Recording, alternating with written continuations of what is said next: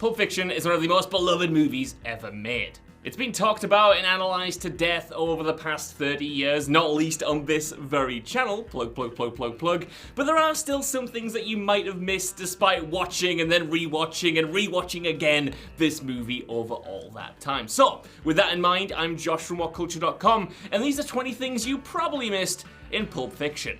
Number 20, well-placed board games. One of the finest pieces of foreshadowing in Pulp Fiction comes in the foreground of the scene where Lance and Vincent are prepping Mia for her life-saving adrenaline shot. Here, there are two board games that are visible, those being Operation and Life. And, well, could there be any better placed props in a scene where such an injection is about to take place? In this scene, of course, Lance and Vincent both held Mia's life in their hands, and also their own, as they were certain to be killed by Marcellus Wallace should they be seen to be in any way responsible for her potential death. Number 19, BUTCH'S black and white background. There are several key scenes in Pulp Fiction that take place in a moving vehicle. And of course, in each of these scenes, the background outside of the windows are brought to life by classic movie magic. However, there is something very strange about Butch's cab ride with Esmeralda that you might not have noticed even upon a rewatch. And that's because if you only focus on the dialogue here, or on looking at the two characters in general, you might have missed that the background is completely in black and white. Now, scouring the internet, it's difficult to find any kind of explanation for this stylistic choice, but it certainly isn't the last time that Quentin Tarantino would utilize black and white in his movies. Number 18, bad things happen when Vincent goes to the bathroom. There are so many themes, trends, and details running all the way throughout Pulp Fiction that it would be impossible to keep track of all of them. However, one of these is of course the repeated motif that Vincent always seems to need the bathroom, and this is a detail you almost certainly noticed before. And Tarantino has explained that the reason for his constant trips to the bathroom is because Vincent's heroin use actually makes him constipated, and thus he always tries to go and, well, do his business. And that's why he also takes ages while he's on the pot. However, what's harder to discern is that there is a common theme that links all of these trips to the bathroom as well, and that's that every time old Vincent attends the little boy's room, something bad is guaranteed to happen. If you don't believe me, just think that Mia OD'd while he was talking to himself in the mirror. Butch came home and gunned him down as he finished up in there, and it was while he was in the bathroom at the diner that Pumpkin and Honey Bunny tried to rob the whole place. So yeah, it might be correlation and not causation, but every time this guy goes to do his business, something terrible goes down. Number 7, Vincent's bathroom book. Now, bad things may always happen when Vincent goes to the little boy's room, but at least every single time he does go to do his business, and I've said that phrase far too many times in this video, he always makes sure he's going to be as comfortable as possible by bringing a certain book.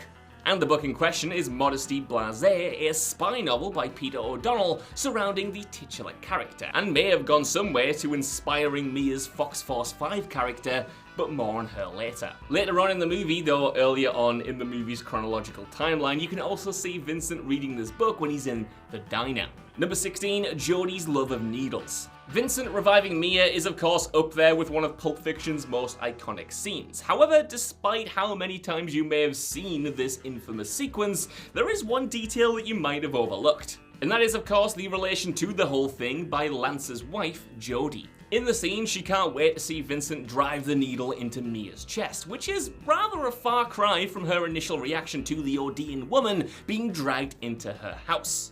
The answer to why she suddenly gets so excited by all of these actions, however, actually refers back to a previous conversation that she has in this sequence. And that's because while some of us may shudder at the thought, Jody actually loves needles, and she explains that she's had 16 piercings in her life so far, and maybe even gets off on it. So seeing this event play out is kind of like Jody's fantasy being turned up to 11. Number 15, Marcellus was staking out Butch's apartment. After killing Vincent, Butch's day goes bad from worse when he hops in a car and immediately runs into the man who wants his head, Marcellus Wallace. This may seem like a really weird coincidence, however, it is a little bit more than that, because Marcellus was actually carrying coffee and donuts when he is seen, so it seems like he was actually there surveilling Butch's apartment along with Vincent. As the latter went into the apartment to use the bathroom, he must have popped out to grab them breakfast and then came out and caught Butch in the crossfire. This coincidence was always easily explained, but with this in mind, it actually makes perfect sense. Number 14, in-universe product placement. Most blockbuster movies feature product placement in some way, shape, or form, but Quentin Tarantino has always tried to make this his own by including his own in-universe brands across his different films. For instance, in the opening scene of Pulp Fiction, Pumpkin lights up a red apple cigarette, the very same brand that Butch buys after his meeting with Marcellus. Mia also smokes these in Jackrabbit Slims, and they're featured again in the likes of From Dusk Till Dawn, 4 Rooms, Kill Bill, The Hateful Eight, and of course, Once Upon a Time in Hollywood. Similarly, when Jules and Vincent go to pay Brett a visit, they're eating Big Kahuna Burger for breakfast. Again, this brand can also be seen in Reservoir Dogs, 4 Room, From Dusk Till Dawn, and Once Upon a Time in Hollywood. Number 13, Vincent's opening scene appearance. Pulp Fiction's cold open with Pumpkin and Honey Bunny deciding to rob the very diner that they're in is of course one of the most fantastic and most iconic scenes in the whole film, but initially it kinda seems disconnected from the rest of the story.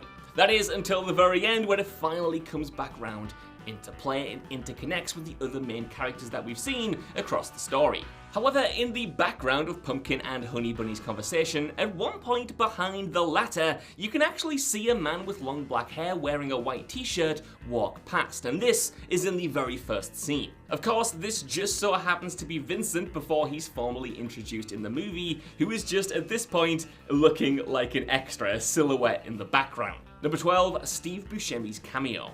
Both Tim Roth and Harvey Keitel appeared in Pulp Fiction and Reservoir Dogs, but there is another returning actor from Dogs who makes their way over to Pulp Fiction, albeit in a much more minor way. And that's because there is a blink and you'll miss it cameo appearance from Mr. Pink in Tarantino's second movie. This comes about in Jackrabbit Slims as Steve Buscemi played the not-so-great Buddy Holly impersonator who waited on Mia and Vincent. While Buscemi is usually instantly recognizable, he was just reserved enough as the downtrodden diner worker that he didn't exactly jump off the screen and announce himself at the time, and as a result, even die-hard fans managed to miss this cameo. I know I certainly did. Number 11, laughing at Mia's joke. Before Vincent takes Mia out for dinner, he kinda concocts a plan and says that all he's going to do is sit opposite her, chew with his mouth closed, laugh at his jokes, and then take her home. While this initially just seems like a throwaway gag, this does actually have some further significance. See, in Mia's failed pilot, Fox Force 5, the plan was for her to tell a corny joke in every episode, but as it never got picked up, she actually only ever had one in her arsenal. She was too shy to say this joke straight away, but after everything that she and Vincent went through across the course of the night, she eventually does break down and tell Vincent the corny joke at the end of this sequence. And the joke itself was truly terrible, but Vincent does manage to squeak out the tiniest of pathetic laughs in response. So in a way, his plan to simply laugh at her jokes all night kinda did come true in the end. Number 10, Fox Force 5 may have influenced Kill Bill. Now this might be a strange one to wrap your head around, but in the Tarantino universe, the likes of Kill Bill and From Dusk Till Dawn, you know, the genre pictures that Quentin Tarantino has made, actually exist within the universe of movies like Pulp Fiction and Reservoir Dogs as actual movies. So what I mean by that is the characters in Pulp Fiction could go to the cinema and theoretically be there to watch Kill Bill. So since Uma Thurman has actually appeared in both of these universes, the idea has been floated that she might actually just be playing Mia Wallace in both Kill Bill and in Pulp Fiction. Of course, we know that she plays Mia in Pulp Fiction, but if Kill Bill is a movie in the Pulp Fiction story, then the suggestion is that Mia might be the star who plays the bride, and this could even have been inspired in a way by the failed Fox Force 5 pilot that she was famous for. As Mia explains in the film, her character was Raven McCoy, 1/5 of the titular team of deadly secret agents, and claimed to be the deadliest woman in the world with a knife. And if you swap the knives for swords and swap out the corny jokes for a boatload of gore, you might just have the plot of Kill Bill there. Number 9, Marsellus's Plaster, or Band-Aid if you're in the US. There are several mysteries surrounding Marcellus as a character that appear in the movie. However, a very minor one of these is just what the hell happened to the back of his head. See, the first fan see of Mia Wallace's husband is via a shot that just puts the back of his head in the frame, and he's wearing a big plaster over his noggin. The truth of why this detail was included in the movie, though, doesn't have anything to do with an in-narrative mystery. It's the simple fact that actor Ving Rhames had hurt his head and needed a plaster over the back of it before shooting the movie. He simply cut his head while shaving, and Quentin Tarantino thought it looked cool, so they were like, yeah, we'll put this square in the film and we'll do a big close-up on it. Number 8, Ezekiel 25:17 isn't actually accurate. One of Pulp Fiction's most iconic quotes is of course the passage linked to Ezekiel 25:17, a supposed Bible verse. Generally, whenever Jules says this passage out loud, it kind of means that someone is about to die, and these words also greatly inform who Jules is as a character. However, while Ezekiel 25:17 is a real verse in the Bible and is similar to Jules's words, the majority of the passage was very much original writing, created to make the exact impact that it did within the movie. Number 7, Danny DeVito is an executive producer. When you hear the title Pulp Fiction, a few names probably spring to mind. Obviously, you got Quentin Tarantino, you got Uma Thurman, you got Samuel L. Jackson, you got Phil LaMarr, you've got Tim Roth, you've got a whole host of people that are inextricably tied to this film. However, one name that probably doesn't instantly spring to mind is Danny DeVito, but he absolutely should when you're talking about this film in the future. And that's because Danny DeVito owned a production company back in the early 90s, and after receiving the stunning script from Tarantino, he passed it immediately on to Miramax, and the rest, as they say, is history. He got a producing credit, and now is tied to this movie forever, as he had an instrumental part in getting it made in the first place. Who'd have thought? Number 6, related characters. In Pulp Fiction alone, there are several characters who are related to other characters from other Quentin Tarantino movies. Some of these are pretty blatant and you probably know a couple already, but there are others that are quite subtle. Take Christopher Walken's superstar cameo, for instance. He's in the movie as a man who gives Butch his father's watch. He, however, can be traced back to a character who only appeared in Django Unchained in print, that being his great-great-grandfather, Crazy Craig. The more obvious connections between the Tarantino universes, though, actually start with Jimmy Dimmick, played by Quentin Tarantino himself in Pulp Fiction. He is brothers with Larry Dimmick from Reservoir Dogs, who is better known as Mr. White. There are two more brothers between Reservoir Dogs and Pulp Fiction as well, those of course being Vic Vega and Vincent Vega. Number 5, when people get scared, that's when people accidentally get shot. If you take the statement of this title and replace people with an expletive that Samuel L. Jackson is more well known for, you get exactly what his character Jules said to Pumpkin and Honey Bunny when he was warning them in the diner scene. When people get scared, that's exactly when people accidentally get shot. Of course, there is another character by this point in the movie that we have seen accidentally get shot, and he just so happens to be sitting in the back of Jules's car. Of course, we're talking about Marvin, who gets shot in the face by Vincent for seemingly no reason. As I mentioned, there was no real reason for why Vincent shot Marvin in the face in this scene. However, if we think back to Jules's words, they could be implying that in this scene, Vincent was actually scared. But why would he be scared?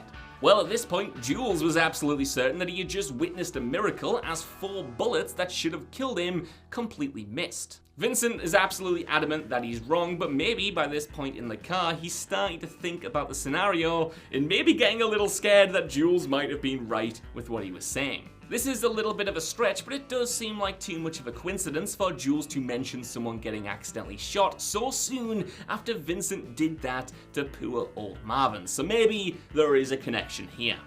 Number 4, Butch keyed Vincent's car. While buying drugs from Lance, Vincent complains that someone had just keyed his car, and that it would almost be worth it if he could have caught them in the act. After this scene though, the detail isn't mentioned again, and Vincent, just like viewers, is left to wonder who the culprit actually was. Was it someone random, or was it someone else that we've seen in the film? Well, you can probably tell where I'm going by this. Of course, there have been many theories over the year, one of which has actually since been confirmed by Quentin Tarantino, which is the fact that Butch was the man who keyed Vincent's car. So yeah, there was a connection that was explained off screen. Number 3, Mia and Vincent actually stole their dance trophy. Arguably the most iconic scene in a bunch of iconic scenes that litter Pulp Fiction's runtime is of course when Mia Wallace drags Vincent to Jack Rabbit Slim's and convinces him to take part in the dance tournament that's taking place there. I know it's not called a dance tournament, it's called a dance competition, but tournament sounds cooler. It's like Dragon Ball Z or something. Or maybe that's lamer, I don't know. However, that's not the point. The point is, did you know that they didn't actually win this competition and that they stole the trophy instead? This is actually confirmed when Butch is heading to his apartment to retrieve his watch and walks past the house with the radio on. The news report confirms that the trophy that they're seen holding was actually stolen from Jack Rabbit Slim's. Number 2, the inevitable foot shot. Aside from everything else that Quentin Tarantino is known for in his films, you can't escape his association with the amount of feet shots that he puts in his movies, and Pulp Fiction is no different. However, there is one that you might not have noticed in the moment, but upon rewatching, it's just so incredulous that you can't believe that he included it. And that's because the last one of these comes when Esmeralda's bare foot is shown pressing down on the accelerator as she takes Butch away from his big prize fight. Quite why the cab driver isn't wearing any shoes in this scene though is never explained in the context of the film. Number 1, Vincent and Jules should have realized there was someone else hiding in the apartment. As Vincent and Jules are taking their weapons out the trunk of their car, of course wishing they were shotguns at the beginning of the movie, they do a quick roundup of what they know about the job ahead. Specifically, they do a body count of what they're expecting in the apartment when they bust in.